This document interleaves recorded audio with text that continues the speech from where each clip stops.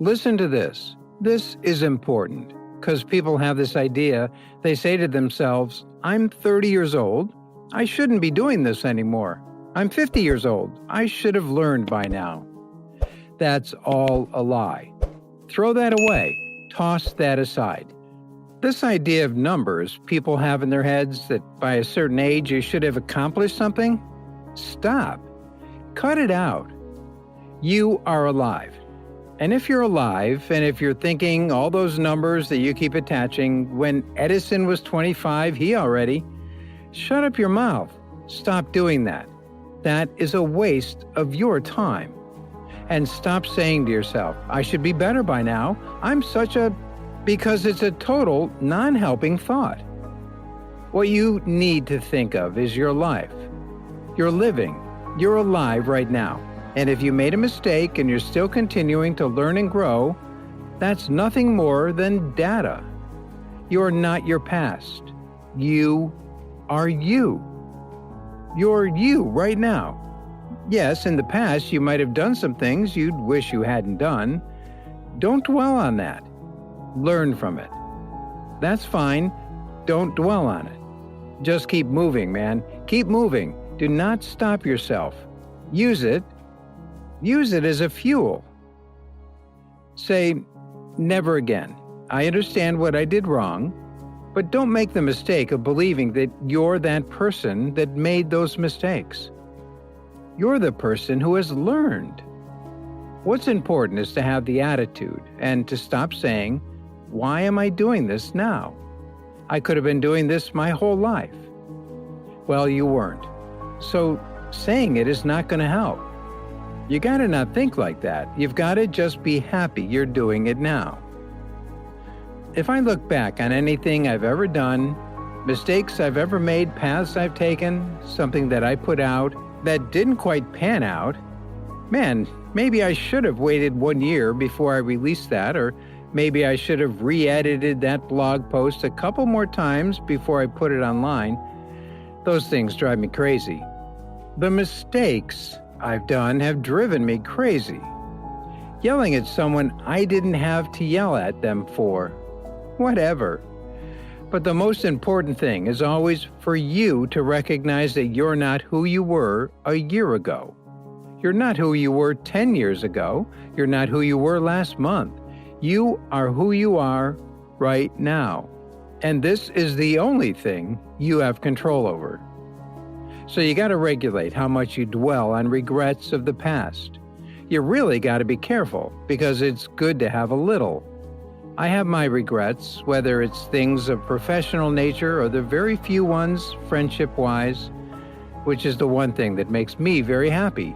But life is strange. There's a lot going on. There's a lot of factors happening in life, but one thing is for sure. Who I am now wouldn't have ever happened if I hadn't messed up. If I hadn't made all those mistakes, I wouldn't understand the importance of friendship, family, and kindness. And if I hadn't been cruel in some point in my life, or someone hadn't been cruel to me, I wouldn't understand the beauty of love.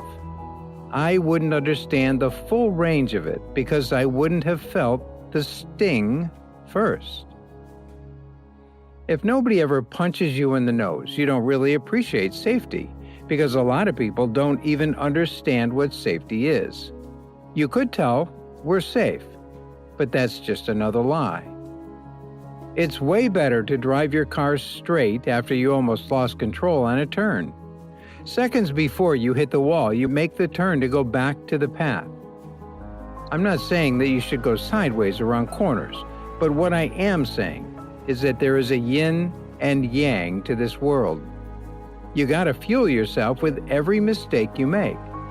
Most people get stuck in these negative patterns because they define themselves as a person who doesn't follow through on their ideas, or a man who doesn't pursue their ideal interests and loves. Maybe you defined yourself by that saying, well, I guess, who cares? I start things and I quit. No, you don't. You have started things and you quit in the past. And it gives you a horrible sense of regret that's made you define yourself by that. You don't have to do that. That doesn't define you. We all do things that we are not happy about. We regret. But that doesn't mean that's you now. I don't want to hurt anybody's feelings. I think that people that hurt people's feelings, even if you justify it, it messes with your head and it devalues you in your own eyes, because then you're not a hero in your own eyes. You're not someone who you respect. You know, you're doing what you gotta do to get by, but you are not respecting yourself. And I think we all have a certain amount of appreciation and respect for hero figures. We all look up at the guy who never lies, who always does the right thing and helps everybody out. That's the Bruce Wayne character. That's the ultimate hero. And when you look at your own life and you don't stack up, maybe because you're a thief, you stole money from your mom's purse, and you don't want to smoke cigarettes, but you can't deal with the stress, and you have to smoke. You devalue yourself, slowly but effectively. When you look at yourself, you realize that if you were judging yourself, you'd do so unfavorably. If you're stealing, if you're hurting people, if you're damaging people, you can't pretend you are the hero of your story. You can't. Be the hero of your own story. Trust me, you can do that. You can be the hero of your own story that woke up today.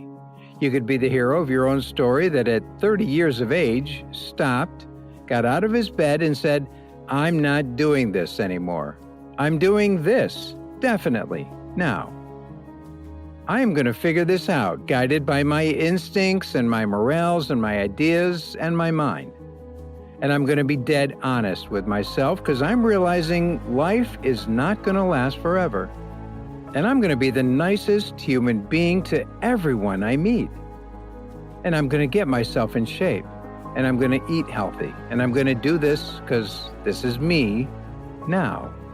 I decide that this is me. And people have to realize that you are not your past. You are not all the times you messed up. You're not all the times you couldn't stand back up. You're not all the times you were drunk and you threw up in someone's car. That's not you. Then who are you? You are the person who's learned from a great deal of experiences. And if you learn correctly, and if you process them correctly, you'll have a happier life. Look, there's a lot of ways you could look at bad events. You could say a bad event is just who you are. Or you could say that you just go through bad events. You could say you're a loser, that life hates you and God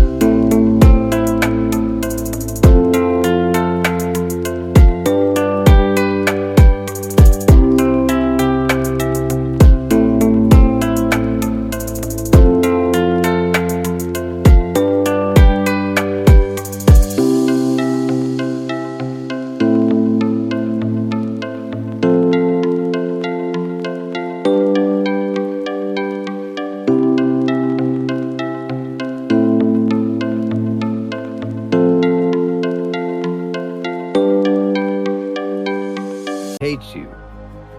There's a lot of people that go through life like that while judging others. And they could say they seek comfort in lowering the standards they expect out of things. So when things go bad, they can say, look, I knew it. Because it makes them feel better about their failure, because it alleviates some concern about what's going to happen in the future, because the future is always bleak for them. When it's hard to be comfortable with yourself, it's very hard to be comfortable with other people. That's why I always tell people, you gotta accept yourself for what you've done wrong. Do your best, and also find something difficult and challenging to do, because that gets away a lot of the anxiety that you carry around in your body. It's true. Difficult things make regular life less difficult. And yes, it sounds simplistic, but the strain of making yourself do those things is very valuable. Exercise and fitness and martial arts and running and whatever you do.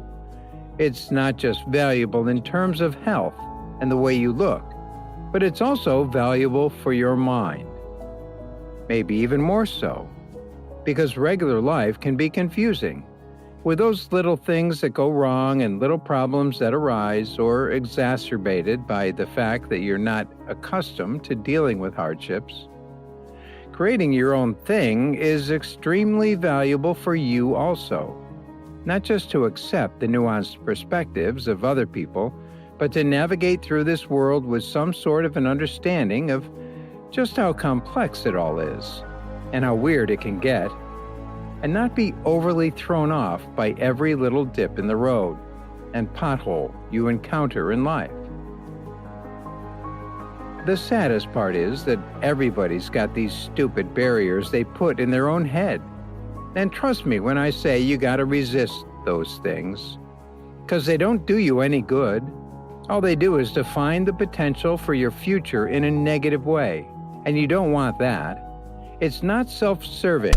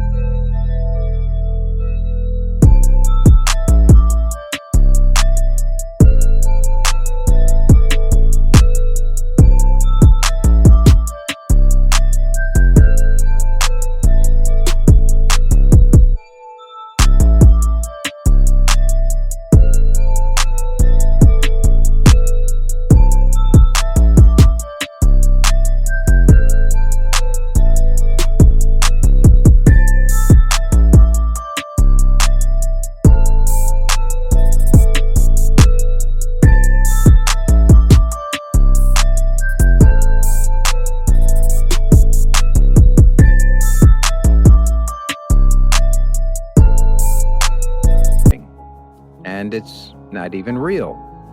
You've put this artificial ceiling on the potential for what you're doing. Don't. Free yourself. And if you hit a wall, that just means you need to regroup and rethink. The wall isn't even there, especially when it comes to something like social media or painting or anything where you're putting out a piece of art. You're putting out something you've created.